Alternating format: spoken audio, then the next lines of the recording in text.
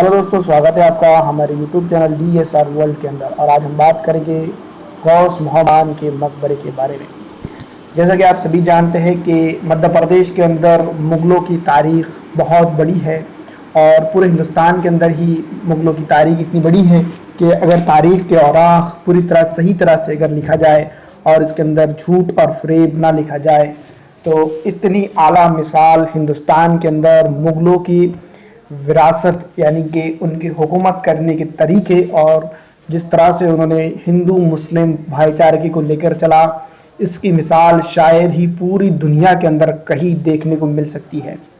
ये बात मैं आपको बता दूं कि गौस मोहम्मद खान अगर नहीं होता तो मुगलिया सल्तनत मध्य प्रदेश में नहीं आ पाती। गौस मोहम्मद खान अगर नहीं होता तो ग्वालियर फोर्ट मुग़लों के हाथ में नहीं आता। गौस मोहम्मद खान अगर नहीं होता तो हिंदुस्तान के अकबर बादशाह को जो रत्न मिले थे उनमें से तानसेन जैसा म्यूजिशियन कभी नहीं मिल पाता। ये वो गौस मोहम्मद खान है जिसका इंटेलिजेंस, जिसका दिमाग इतना ताकतवर था। अल्लाह ने इसको इतना ताकतवर दिमाग दिया था कि उसने अपने ताकत के दम पर और दिमाग से ताकत लगाकर दोनों मिक्सरन कर ग्वालियर फोर्ट, जिसको एक वक्त में ऐसा कहा जाता था कि इसे कोई फतेह नहीं कर सकता, इसको गौस मोहम्मद खान ने बाबर के लिए फतेह किया था। मैं आपको बता दूं, गौस मोहम्मद खान एक्चुअल में रहने बसने वाले अफगानी थे और अफगान से वो हिंदुस्तान के अंदर आए और हिंदुस्तान के अंदर उन्होंने एक कल्चर जिसको गंगली जंगली तहजीब कहते हैं उसकी निर्माण में अपना सहयोग दिया। और हिंदुस्तान की सरजमीन भोपाल के अंदर, जहाँ पर ग्वालियर फोर्ट है, ग्वालियर के अंदर, माफ़ कीजिएगा भोपाल नहीं, ग्वालियर के अंदर उन्होंने अपनी पूरी ज़िंदगी गुजार दी और ग्वालियर के अंदर ही उनको मदफून किया गया। गौस मोहम्मद खान शुरुआत में आपको बता दूं कि एक बादशाह के बच्चे थे और वो शहजादे के तौर पर ज़िंदगी गुजार सकते थे, लेकिन उन्होंने, मैं आपको बता देना चाहता हूं कि बाबर के साथ रहना पसंद किया। वही बाबर जिसने हिंदुस्तान के अंदर मुगलिया सल्तनत की नींव रखी थी और वही बाबर के साथ जिसने हिंदुस्तान के अंदर हिंदू मुस्लिम भाईचारे को पहली मर्तबा बुलंद करने की बात कही थी। उसके साथ मिलकर उसने हिंदुस्तान के ग्वालियर फोर्ट को जीतने में बाबर की मदद की और बाबर, जो हीरा कहा जाता था ग्वालियर फोर्ट, उसको जीतने में कामयाब हुआ गौस मोहम्मद खान के दम पर। गौस मोहम्मद खान की ज़िंदगी बहुत बड़ी है और उसमें उसके बहुत सारे उतार चढ़ाव देखने को मिलते हैं। जैसे ही पता चला कि गौस मोहम्मद खान को कि दुनिया में जंग व जिदल के अलावा दूसरी भी चीज़ें हैं, इस्लाम के ऊपर उसने फिर तवक्कुल किया और इस्लाम को पढ़ना और समझना शुरू किया। वैसे तो ये मुसलमान ही थे, लेकिन इतनी ज़्यादा उनके पास अंडरस्टैंडिंग नहीं थी उस वक्त इस्लाम की। लेकिन जब वो मुसलमानों के, मतलब उनके उस्ताद के कनेक्शन में आए, तब उन्होंने इस्लाम को नज़दीक से समझा और हिंदुस्तान के अंदर उन्होंने इस्लाम फैलाने की कोशिश की। और उसके बाद वो एक ऐसे मुफक्किरीन और एक ऐसे स्कॉलर इस्लाम के बन गए जिनको अब पूरा हिंदुस्तान याद करता है। जब भी गौस मोहम्मद खान की बात होती है तो ग्वालियर फोर्ट और तानसेन की बात ज़रूर होती है। तानसेन वो तानसेन है, तानसेन के बारे में थोड़ी सी जानकारी मैं आपको बता दूं कि तानसेन हिंदुस्तान के मुग़ल सम्राट अकबर के 9 रत्न हुआ करते थे उसके महल के अंदर। उनमें से एक रत्न थे जो 9 स्टार्स जिसे हम कहेंगे, उनमें बिरबल और बहुत सारे ऐसे लोग थे। उसके अंदर तानसेन, जो अपने म्यूज़िक से पूरे महल को रोशनास करता था, पूरे महल में एक तरन्नुम बेखैर देता था, वो तानसेन के उस्ताद थे गौस मोहम्मद खान। गौस मोहम्मद खान हिंदुस्तान के उन लोगों में से एक है जिन्होंने कभी जातिवाद नहीं किया और ना ही जातिवाद को बढ़ावा दिया। उनके शिष्यों में से बहुत सारे शिष्य थे, लेकिन उनके शिष्य ने, जो स्टूडेंट था उनका तानसेन, उसने दुनिया ही नहीं बल्कि भारत ही नहीं बल्कि पूरी दुनिया में उसने अपना नाम किया।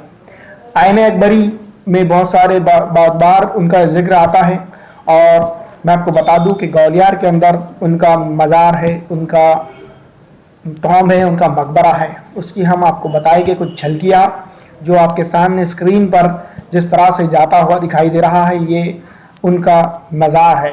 ये मज़ार बनाया उनकी मौत के बाद था, उनके स्टूडेंट्स ने और उनके अनुयायियों ने ही इसको बनाया था।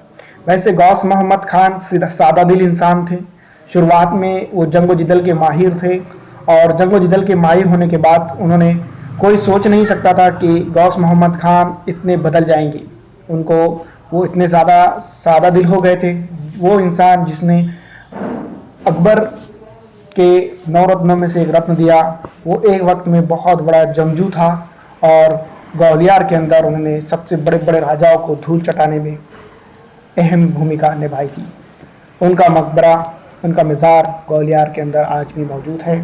ये जो आपके सामने दिखाई दे रहा है, ये इंडो ईरानियन पर्शियन आर्टिस्ट की तरह उनका मकबरा बनाया गया है। उनके मकबरे के अंदर एक गुंबद है। गुंबद के बाजू चार छतरियाँ हैं और 4 छतरियों के बाजू भी एक 4 छतरियाँ है। इस तरह से उनका जो है तो स्ट्रक्चर निर्माण किया गया है। लेकिन अभी मैं आपको बता देना चाहता हूँ कि जो मकबरा जो बनाया गया है, उनका मकबरा पत्थर और चूने और कील से बनाया गया है। लाल पत्थर का इस्तेमाल इसके अंदर बहुत ज़्यादा किया गया है। उस वक्त की जो है तो चकाचौंध अगर उसका देखते तो बहुत वो खूबसूरत था। अब की बात अगर बात की जाए तो यहाँ पर गवर्नमेंट की देखा रेख नहीं हो रही है। यहाँ पर सौतेला व्यवहार जिस तरह से उनके मकबरे के साथ हो रहा है, ये देखते ही बनता है। इसी के साथ साथ थोड़ी दूरी पर उनके बहुत सारे ख़ानदान के अफराद के भी जो है तो मज़ार है। पहले मैं आपको बता दूं, ये जो जाली दिखाई दे रही है, इसके अंदर बहुत ही बढ़िया ये पत्थरों की जाली, पत्थर के अंदर नेट जाली का काम किया गया है और ये भी अरेबियन डिज़ाइन के अंदर किया गया है। इसका आप नज़दीक से नमूना देख लीजिए। अगर आपको जाना हुआ ग्वालियर तो ये चीज़ ज़रूर देख लीजिएगा। छतरियों का शहर माना जाता है ग्वालियर, और ग्वालियर के अंदर बहुत सारे ऐसे मुग़लों के मोनूमेंट्स हैं जिस तरह से मुग़लों की तारीख इसके अंदर जज्ब है और वो बताते हैं कि किस तरह से शान और शौकत से मुग़लों ने यहाँ पर हुकूमत की। ये देखिए, यहाँ पर हर फ़ारसी के अंदर कुछ लिखा हुआ है, जो फ़ारसी जानता है उसको समझ सकता है। उसमें मैं आपको बता दूं कि साथ में जो जाली है वो पत्थरों के अंदर तराश कर बनाई हुई है। ये आज के दौर में शायद मुमकिन नहीं है। इसका पत्थर जिस मकबरे को बनाने के लिए जो पत्थर का इस्तेमाल किया गया था, वो मैं आपको बता दूं कि सातपुड़ा के पहाड़ों में से चुनकर लेकर आया गया था। और इसके साथ बहुत सारी चीज़ें उनके मकबरे के सामने ही एक मदरसे की तरह, उस वक्त के जो मदरसे हुआ करते थे उस तरह से एक मदरसा छोटा सा बनाया हुआ है, जिसे बहुत सारे लोगों ने अभी तोड़ फोड़ करना शुरू कर दिया है। ये जाली उसके गौस खान, मोहम्मद गौस खान के मकबरे के साइड की दीवार के ऊपर है, जो एक तरह से देखा जाए तो आरक्षण का केंद्र बनती है, आकर्षण का केंद्र ये बनती है। इसके उनके मकबरे के लिए 7 दर है, इसके दीवारें हैं। और बताया ये जाता है कि गौस मोहम्मद खान जब तक के ज़िंदा थे वो यहीं पर क़याम किया करते थे और यहीं रहा करते थे और उनके दीनी कामात भी यहाँ से ही वो काम करते थे। गौस मोहम्मद खान ने कभी किसी को फोर्स नहीं किया कि वो मुसलमान हो जाए। अगर वो फोर्स करते तो उनके बड़े आर्टिस्ट, जिसे हम स्टूडेंट और जो आर्टिस्ट बने थे, तानसेन को भी वो मुसलमान बना देती थी। ऐसा नहीं है, इन्होंने कभी किसी को फोर्स नहीं किया। अगर कोई दिल से मुसलमान होता तो उसे कहते कि आप बेहतरीन तालीम हासिल कीजिए, फिर उसके बाद गौर व फिक्र कीजिए। बहुत सारी चीज़ों पर उनके बारे में ऐसा आता है कि गौस मोहम्मद खान सख्त मिजाज और सख्त दिल इंसान थे, जिन्होंने जो है तो तलवार के दम पर इस्लाम फैलाया। बल्कि ये झूठ है। और जिस तरह से आप सभी जानते हैं कि तानसेन के अलावा भी उनके बहुत सारे, आप जानते ही होंगे कि बहुत सारे स्टूडेंट उनके रहे हैं।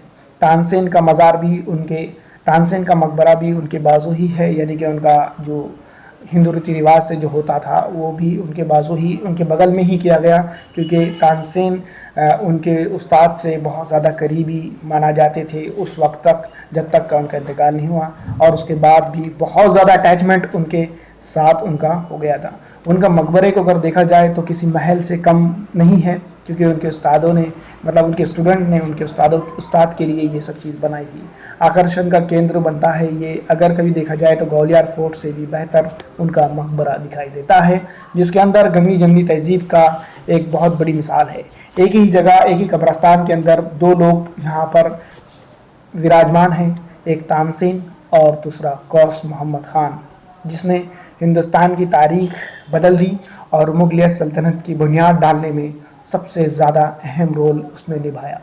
गौस मोहम्मद खान मूल के अफ़गानी थी और उनके साथ बहुत सारे लोगों ने, ये उनकी अंदर की मज़ार है और उनके साथ में बताया जाता है कि उनकी बेगम की एक छोटी सी कब्र है। ये उनकी मज़ार है, टॉम के अंदर उनका इस तरह से स्ट्रक्चर है जो रोशन रहता है और उनके बहुत सारे अनुयायी अभी भी उनके पास आकर माथा टेकते हैं, जबकि माथा टेकना इस्लाम के अंदर मना है।